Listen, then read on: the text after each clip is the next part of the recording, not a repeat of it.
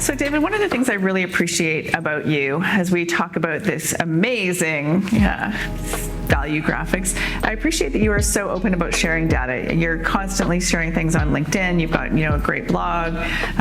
It's really important. And of course, I think what happens is people tend to talk about the safe values. So that's some of the things that we've really talked about so far. When you and I started talking about doing this as a 12 by 12 series, and I started to look at, you had posted a data of the top 3 values people hold essentially around the world. Right. And the one that really popped out to me, and the subject nobody ever wants to talk about, were religion and spirituality, and how those were particularly important in areas like Africa and like South America. And less so obviously in some other places, but let's talk about that and how those values and understanding the types of values people come with, why that's so important. Yeah, I think if you don't have some sense other than just guesswork about what people care about when you're putting on an event or a conference or trying to design incentive travel programs, you might miss things that are very important to them, like spirituality, religion, some of these less familiar values to those of us who are in North America, who are more Anglo-centric, where it's not as big of a deal. In fact, in Africa and in South America and in parts of the Middle East, I'm going to include morality in this conversation. Morality, spirituality, religion are way up at the top of the list for these populations, in the top 3 values. Yeah. So if you are putting on a conference or an event in those parts of the world, or attracting lots of people from those parts of the world, and you don't address this, you run the risk of offending, and certainly run the risk of leaving some opportunity to make an amazing connection on the table. Yeah. So it's important to know these things. So it leads nicely into how can you know this stuff. So far in all these episodes we've talked a lot about how important it is to understand the values of your target audience, the people that you're doing something for, the internal audiences, the external audiences. And of course, the most accurate way in the world is to commission a study from my company, and we can do this directly out of our database, but that's not for everyone, it's not free, and so there are other ways that are free, and let's talk about those so that everybody... Let's talk about those, yes. So the free way, that's absolutely the simplest thing you can do, is to just ask people. What?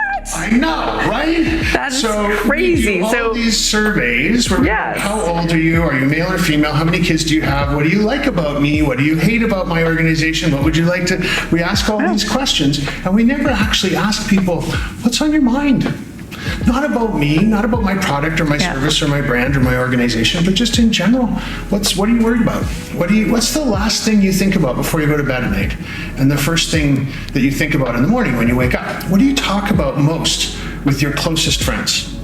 What's the first thing that you say when you see your spouse or your significant other at the end of a workday? What's the first thing you talk about? If you can ask those kinds of questions to enough people who are coming to your thing or part of an incentive travel program, whoever it is we're trying to understand, you'll see patterns. And no matter how rough those patterns might be, I mean, this is not, our data set is 500,000 people before we were able to be statistically accurate. So asking the folks participating in one small thing, no matter how large it is, it's not going to be as statistically accurate, but you'll see patterns. You'll say, wow, everybody is in some way saying something about their family, or they're saying something about wanting to network, which is relationships, or we're seeing everybody talk about sustainability and environmentalism. You start to see the patterns in what people care about. Figure out what those patterns are, and then play to those and say, okay, it's pretty clear that one of the key concerns, one of the big things that everybody we're trying to do this thing for is sustainability in the environment. So let's double down on that stuff. I know the incentive travel and association and meeting and event planning industry is all very concerned about sustainability and environmentalism. It's a top issue that everybody talks about. It's not going to be very important to some audiences. To other audiences, it'll be hugely important. Yep. So you should know that, so that you understand how many of your resources, how many of your dollars and hours you're going to put into that versus something that's super important to them. So the simplest answer is to just ask people. Yes. It's a different way of thinking about what a survey is.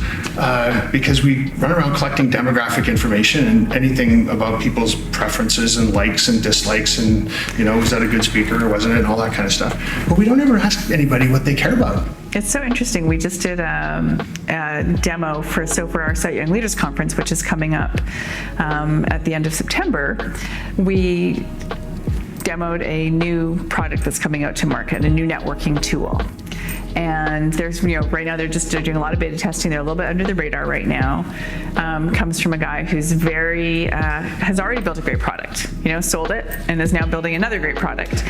But the way the networking works is that you chose questions you wanted to ask somebody else. And we did it with a group of about probably 13 people, 14 people. And there was about 120 questions you could have asked. So the fact that we, out of that small sampling, would get people who actually matched questions to me was super interesting. But the questions were awesome. There was, an Oprah set of questions and a Tony Robbins set of questions and just basic questions. But all of the questions were very big questions, So what was your favorite age and why?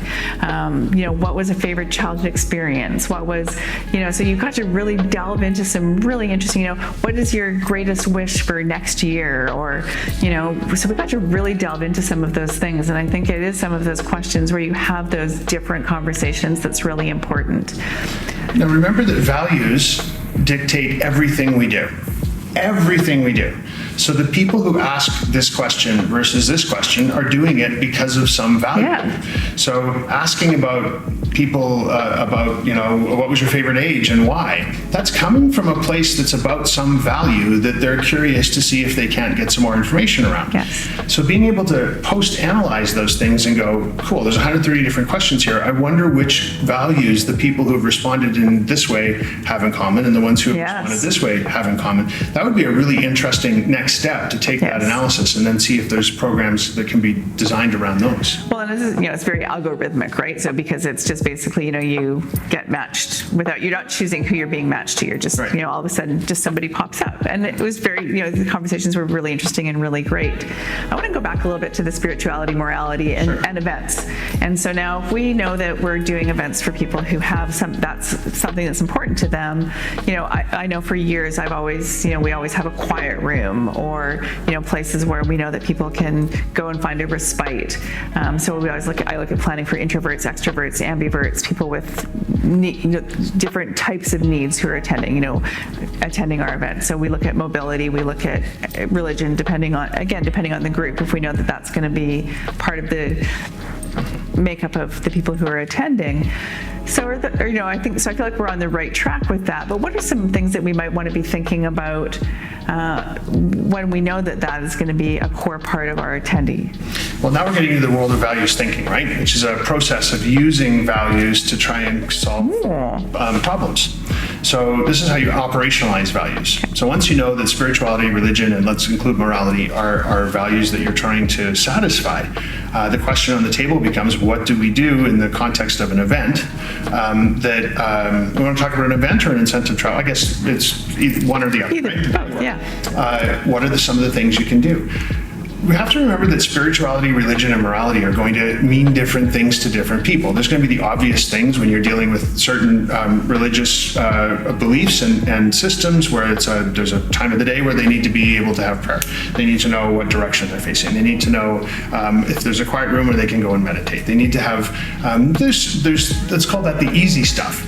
But then if you're dealing with people who perhaps it's not about some sort of specific religious observance or a series of rituals, and it's just a spiritual way they look at things in the world or a moral way that they like to move through their life, I think we need to start looking at things like, who are the speakers? Can the speakers at an event be prompted to try and find a way to connect back to conversations and ideas about a higher power and about how this world we live in and this existence we're going through together, there's some design behind this of some sort. Is there a way for even the programming to be designed in a way that takes the spiritual and the temporal into account. There's, again, obvious answers to that. Spiritual speakers, people who talk about meditation and about different spirit practices like this. But I think just embedded in the entire program itself, there can be a greater awareness around, we aren't just here because of our jobs. We aren't just here because of networking and education. We're here because we all need to be with each other and to think about things in a broader, bigger sense.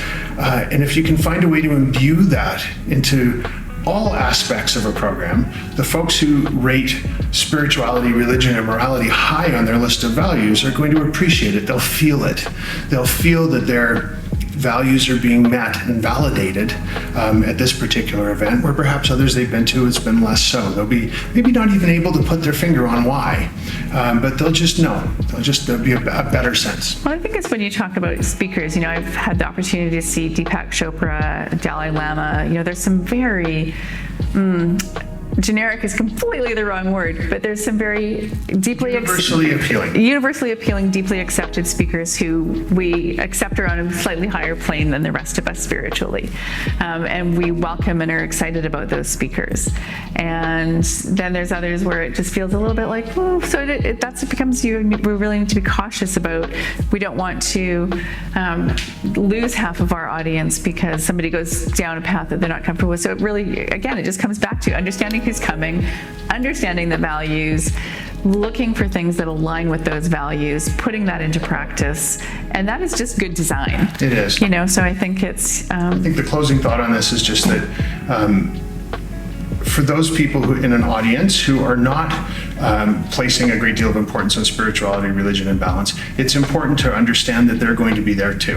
And that, as you say, you can't do anything that's going to make their eyes glaze over and make them feel unconnected and that their values aren't being met. So striking that balance is going to be a very important thing for anybody who's trying to do this. And asking the right questions of the people coming, that's the answer.